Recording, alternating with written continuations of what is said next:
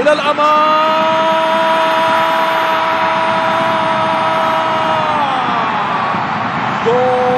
Al-Imam Al-Bukhari memiliki nama lengkap Muhammad bin Ismail Al-Bukhari.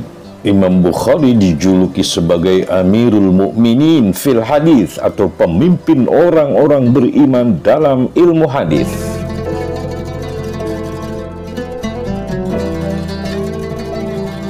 Semasa hidupnya, Al-Imam Al-Bukhari adalah ahli hadis yang termasyhur di antara para ahli hadis, yakni Imam Muslim, Abu Dawud, Tirmidzi, An-Nasai, dan Ibnu Majah. Bahkan dalam buku fikih dan hadis, hadis-hadisnya memiliki derajat yang tinggi. Kebesaran akan keilmuan beliau diakui dan dikagumi sampai ke seantero dunia Islam. Sampai Imam Bukhari meninggal pun, makamnya menjadi tempat ziarah sekaligus wisata religi paling fenomenal.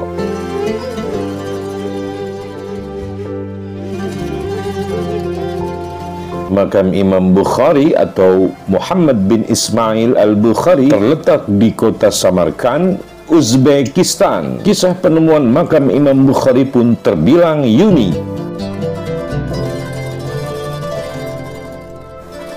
Kisah unik penemuan makam Imam Bukhari memang tidak secara resmi ditulis di buku sejarah.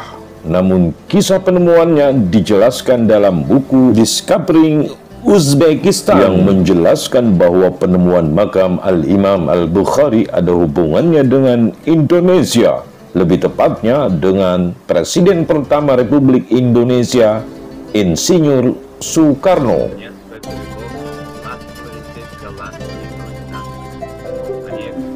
Pada masa pemerintahan Uni Soviet yang kala itu dipimpin oleh Nikita Khrushchev, mengundang Presiden Soekarno untuk berkunjung ke negaranya. Namun demikian, Presiden Soekarno kala itu tidak serta-merta langsung mengiyakan undangan Khrushchev. Pada masa itu, Uni Soviet dan Amerika Serikat sedang berebut pengaruh atas Presiden Soekarno. Oleh karena itu, Bung Karno sebagai penganut garis politik non-blok, min daulah ghairil inhiyaz, sangat berhati-hati dalam mengambil langkah agar tidak disebut sebagai garis kiri. Pada saat itulah Soekarno membuat sebuah strategi dengan cara mengajukan sebuah syarat.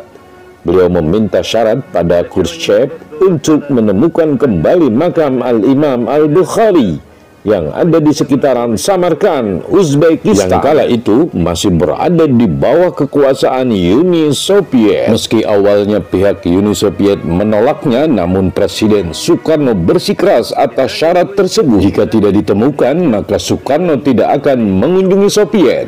Jadi secara tidak langsung, Presiden Soekarno adalah salah satu penemu makam Al-Imam Al-Bukhari. Pada awalnya, Khrushchev enggan untuk melakukan permintaan Soekarno tersebut. Namun Bung Karno bersikeras akan syarat tersebut. Ia bahkan mengancam akan memboyong jenazah Imam Bukhari ke Indonesia. Akhirnya atas desakan Bung Karno dan ulama Bukhara, Nikita Khrushchev pun mencari makam Imam Bukhari dan kemudian membangun sebuah makam yang megah untuknya.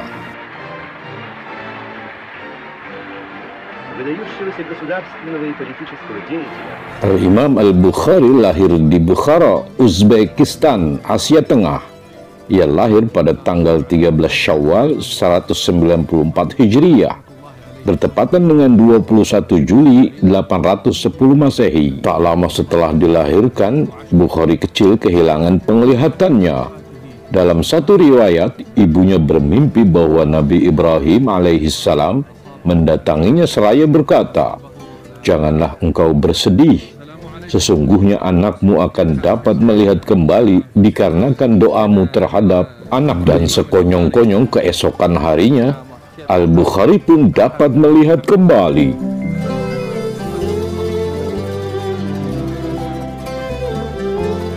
Sedari kecil hingga dewasa, Imam Bukhari dididik dalam keluarga ulama yang taat beragama. Dalam kitab Ats-Tsiqah, Ibnu Hibban menulis, bahwa ayah Imam Bukhari dikenal sebagai orang yang wara, berhati-hati terhadap hal-hal yang bersifat syubhat, meragukan hukumnya, terlebih-lebih terhadap hal-hal yang haram. Ayah Al-Bukhari adalah seorang ulama bermazhab Maliki dan merupakan murid dari Imam Malik, seorang ulama besar dan ahli fikih. Pada usia 16 tahun, Al-Bukhari berkunjung ke kota Makkah Al-Mukarramah dan Madinah Al-Munawwarah. Di dua kota suci ini, ia mengikuti kajian para guru besar hadis.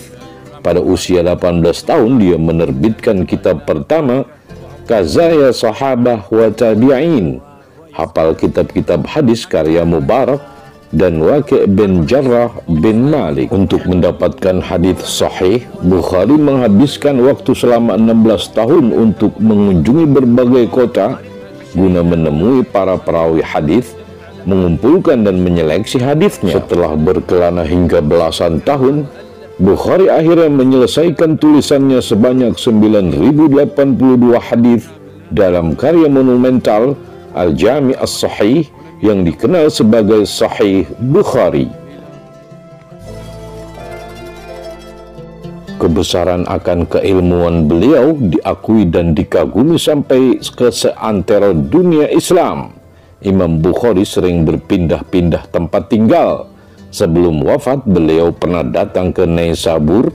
Sayangnya ia mendapatkan fitnah yang menyebabkan Imam Bukhari meninggalkan kota itu dan pergi ke kampung halamannya di Bukhara, Uzbekistan. Tak jauh berbeda dari kota Naisabur, di Bukhara Imam Bukhari mendapatkan fitnah kembali. Kemudian beliau pindah dan menetap di Samarkand. Tiba di Khartang, sebuah desa kecil sebelum Samarkand, ia singgah untuk mengunjungi beberapa familinya. Namun di sana Al-Imam Al-Bukhari jatuh sakit selama beberapa hari dan akhirnya meninggal dunia pada malam Idul Fitri dalam usia 62 tahun dalam hitungan kalender Hijriyah. Beliau dimakamkan selepas salat zuhur pada hari raya Idul Fitri.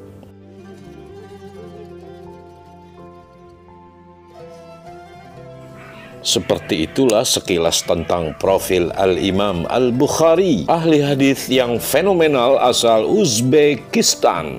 Lalu pertanyaannya adalah, apakah timnas U23 mampu mengalahkan anak-anak daripada negeri Imam Al-Bukhari yang dikenal kuat, cerdas, cerdik, tangguh, dan petarung?